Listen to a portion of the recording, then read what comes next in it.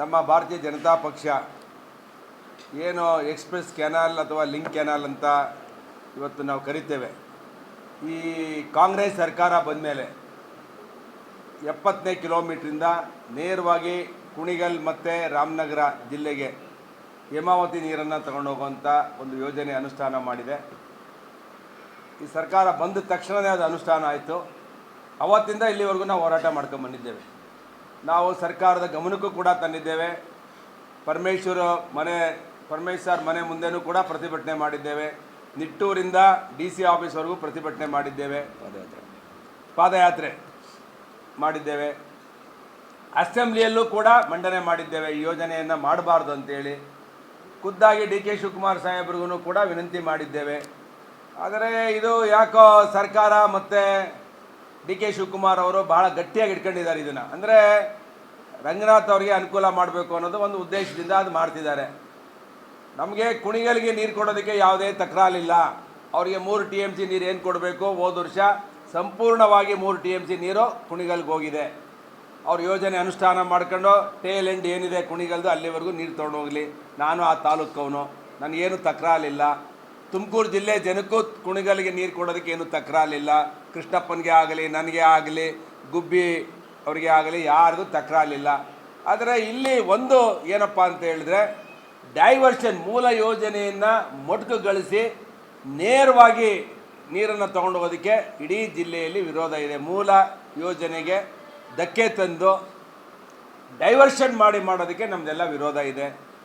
ಇಷ್ಟೆಲ್ಲ ಹೋರಾಟಗಳಾಗಿ, ಇಷ್ಟೆಲ್ಲ ಅಸೆಂಬ್ಲಿಗಳಲ್ಲಿ ರೈತರುಗಳು, ಸ್ವಾಮೀಜಿಗಳು, ಜನಪ್ರತಿನಿಧಿಗಳು ನಾವೆಲ್ಲರೂ ಹೋರಾಟ ಮಾಡಿದ್ದೇವೆ.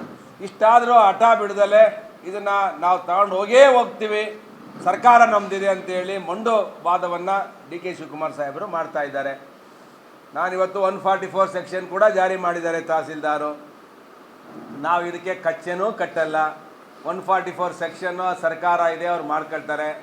ನಾವಿರೋದು ಹೋರಾಟ ಮಾಡೋಕ್ಕೆ, ನಾವು ಹೋರಾಟ ಮಾಡೇ ಮಾಡ್ತೇವೆ. ಅವರಿರೋದು ಸೆಕ್ಷನ್ ಹಾಕೋಕ್ಕೆ, ನಾವಿರೋದನ್ನು ಮುರಿಯೋಕ್ಕೆ. 144 ಸೆಕ್ಷನ್ನ ಮುರಿತೇವೆ. ಯಾವುದೇ ಒತ್ತಡಕ್ಕೂ ನಾವು ಒಳಗಾಗಲ್ಲ. ಒಂದು ಸ್ಪಷ್ಟವಾಗಿ ಹೇಳ್ತೇನೆ, ಇದು ರೈತರಿಗೋಸ್ಕರ ಹೋರಾಟ ಮಾಡ್ತಿರೋದು. ನಾವ್ಯಾರೋ ನಮ್ಮ ಸ್ವಾರ್ಥಕ್ಕೆ, ಸುರೇಶ್ ಗೌಡನ ಸ್ವಾರ್ಥಕ್ಕಾಗಲಿ, MT ಕೃಷ್ಣಪ್ಪನ ಸ್ವಾರ್ಥಕ್ಕಾಗಲಿ, ಸೊಗಡು ಶಿವಣ್ಣನ ಸ್ವಾರ್ಥಕ್ಕಾಗಲಿ, ಸ್ವಾಮೀಜಿಯವರ ಸ್ವಾರ್ಥಕ್ಕಾಗಿ ಈ ಹೋರಾಟ ಮಾಡ್ತಿಲ್ಲ. ನಾವು ಮಾಡ್ತಿರೋದು ರೈತರ ಜಿಲ್ಲೆಯ ರೈತರ ಹಿತಕ್ಕಾಗಿ ಹೋರಾಟ ಮಾಡ್ತಿದ್ದೇವೆ. ಇದು ಮರಣ ಶಾಸನ ಆಗಬಾರ್ದು. ತುಮಕೂರು ಜಿಲ್ಲೆಯಲ್ಲಿ ಬಹಳ ಜನ ಹೋರಾಟ ಮಾಡಿ ಹೇಮಾವತಿ ನೀರನ್ನು ತಂದಿದ್ದೇವೆ. ನಾನು ಈ ಕೂಡಲೇ ಸರ್ಕಾರಕ್ಕೆ ಕೇಳ್ತಾ ಇದ್ದೇನೆ, ನಿಮ್ಮ 144 ಸೆಕ್ಷನ್ಗೆ ನಾವು ಕಚ್ಚೆನೂ ಕಟ್ಟಲ್ಲ. ತಾಕತ್ತಿದ್ರೆ ನೋಡೋಣ, ಸರ್ಕಾರನ, ಜಿಲ್ಲಾಡಳಿತನ, ಇಲ್ಲ ರೈತರ ಸವಾಲಿದು. ಇದನ್ನು ಸವಾಲನ್ನ ನಾವು ಹಾಕಿದ್ದೇನೆ ಸರ್ಕಾರಕ್ಕೆ. ಜಿಲ್ಲಾಧಿಕಾರಿಗಳಿಗೆ ಹೇಳ್ತೇನೆ, ನೀವೆಲ್ಲ ಈ ಜಿಲ್ಲೆ ಅನ್ನ ತಿಂತಿದ್ದೀರಾ, ನೀವೆಲ್ಲ ರೈತರ ಮಕ್ಕಳಿದ್ದೀರಾ. ನೀವೇನಾದರೂ ಪೊಲೀಸ್ನವರೇ ಇರ್ಬೋದು, ತಹಸೀಲ್ದಾರೇ ಆಗಿರ್ಬೋದು, DCನೇ ಆಗಿರ್ಬೋದು. ಫಸ್ಟು ನಾನು ಹೇಳ್ತಾ ಇದ್ದೇನೆ, ಜಿಲ್ಲೆಯಲ್ಲಿರುವಂಥ ಪರಮೇಶ್ ಸಾಹೇಬ್ರಿಗೂ ಹೇಳ್ತಿದ್ದೇನೆ, ರಾಜಣ್ಣ ಸಾಹೇಬ್ರಿಗೂ ನಾನು ವಿನಂತಿ ಮಾಡ್ತೇನೆ, ಕೂಡಲೇ ಅಚ್ಚುಕಟ್ಟನ್ನು ಡಿಕ್ಲೇರ್ ಮಾಡಿ. ನೀರನ್ನು ನಾವು ಅಚ್ಚುಕಟ್ಟು ಡಿಕ್ಲೇರ್ ಮಾಡಿದ್ರೆ ಪ್ರತಿ ವರ್ಷವೂ ಕೂಡ 1 ಲಕ್ಷ ಹೆಕ್ಟೇರ್ಸು ಇದನ್ನೆಲ್ಲ ಕರ್ಟೈಲ್ ಮಾಡ್ಕೊಂಡು ನೀರು ಸೇವಿಂಗ್ಸ್ ಅಂತ ಹೇಳಿ ನೀರು ತೊಗೊಂಡೋಗುವಂಥ ಡೋಂಗಿತನವನ್ನು ಫಸ್ಟು ನಿಲ್ಲಿಸಬೇಕು. ನಾವೆಲ್ಲ ಜಿಲ್ಲೆ ಶಾಸಕರು ಮಾತಾಡ್ಕೊಳ್ತೇವೆ, ಏನು ಅಚ್ಚುಕಟ್ಟಿದೆ ಅದನ್ನು ಡಿಕ್ಲೇರ್ ಮಾಡ್ತೇವೆ. ಎಲ್ಲ ಕ್ರಾಪ್ಗೆ, 2 ಕ್ರಾಪ್ಗೆ ಅಥವಾ 1 ಕ್ರಾಪ್ಗೆ ಇವತ್ತು ನಮ್ಮದು ಆದೇಶ ಇರೋದು.